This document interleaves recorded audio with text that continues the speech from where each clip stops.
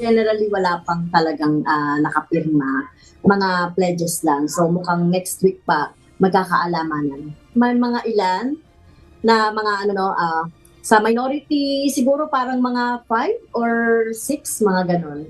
Sa majority naman ay nag-ano lang sila, nagsasabi sila, siguro mga ganon din yung number.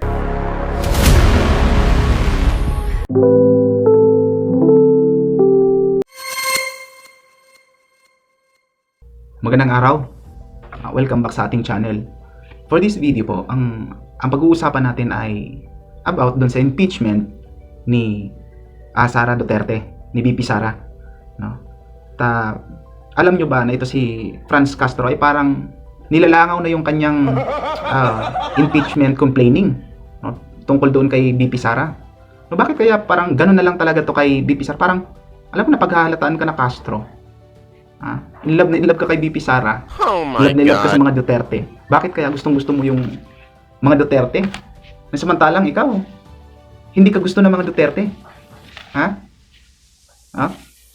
Sa palagay mo kaya, VP Sara? Gusto mo ba to si Franz Castro? Siguro sinusuka, nakakasuka ka, utang na loob. Hindi ka gusto kahit ngayong taong bayan eh. Pag nakikita yung mukha mo dun sa kongreso, parang alam mo yung nandidiri sa'yo.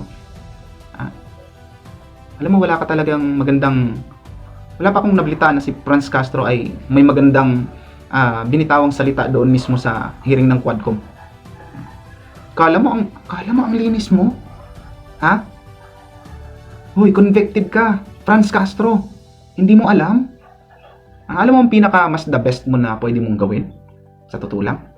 Gusto mong malaman, Franz Castro? Mag-alsa balota ka kaya dyan sa Congress at bumalik dun sa bundok? Ikaw yung maging doon, ikaw yung maging presidente. Siguro mas maraming maniniwala sa'yo kung ikaw yung ikaw yung reyna ng mga kaungguyan. Doon ka bumalik ka sa bundok kasi yun naman talaga yung environment mo. Huwag dito sa planeta ng mga tao kasi ang nandito po, mga tao. Hindi katulad mo na nako, asa lang. Isa pa tong mga yung kala mo ang gagaling ng dalawa mong angel lagi na nakaantabay sa'yo. No, yung isa dyan, yung bakloshi, tapos yung isa na parang mas malaki pa nga yata yan sa balyena eh. Alam mo, Franz Castro, wala nang maniniwala. Eto pa, malupit. Hinihintay niya daw yung kumpas ni Tambaluslos. Ano kaya yung magiging resulta? Si Tambaluslos yung magkukumpas, tapos ikaw yung kakanta. Paano kaya yun? Ano kaya yung magiging resulta? Tapos si Tambaluslos kapag nagkumpas, wala sa timing. Tapos ikaw din, wala ka sa nota. Kaya sino na maniniwala sa inyo? Sa inyong dalawa? May maniniwala? Sa boses mo pa nga lang, para kang gasgas na plaka eh. Tapos ito naman si Tambaluslos, pag nag-speech, parang, alam mo yung nag-hallelujah? Nako.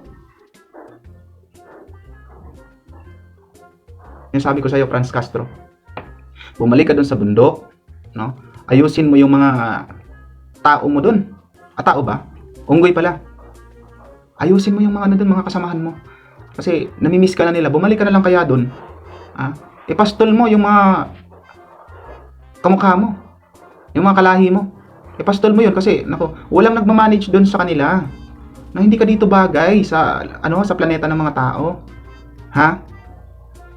Utang na loob. Gusto mo samahan pa kita, mag-alsa baluta ka. Bumalik ka lang talaga dun sa lugar mo. Kasi pag nandito ka sa planeta ng mga tao, nagkakanda-gulo-gulo yung Pilipinas sa'yo eh.